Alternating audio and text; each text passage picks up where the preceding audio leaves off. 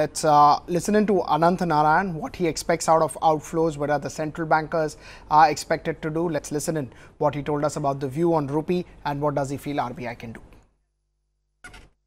Rupee particularly has been under pressure for a while now, and frankly RBI has had its hands full with a lot of intervention, and we suspect they've sold more than $25 billion, maybe as much as $30 billion since the start of this fiscal year. I suspect that in an election year, the government doesn't want to see 70 breaching and headlines, negative headlines hit every newspaper. So therefore, RBI seems to be pretty consistent in defending 69. It's already defended it 4 times already this year so far, and that trend will likely continue.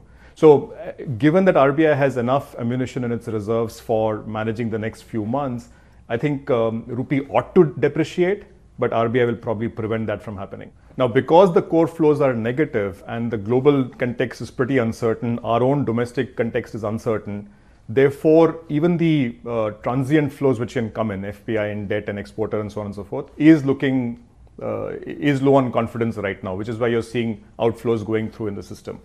People often argue about what the right level of the rupee is.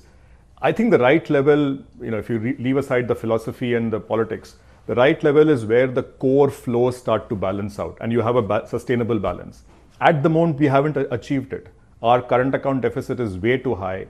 Our permanent inflows in the form of FDI are not enough to bridge that gap. So I think personally that the rupee should probably weaken a little more at 70, 71, 72. These are just numbers. In a real effective exchange rate basis, we are still overvalued. At those levels, the chances are exports will start to do better. We'll import less, maybe more FDI comes in, more sustainable flows come in, and therefore we'll have a more sustainable balance.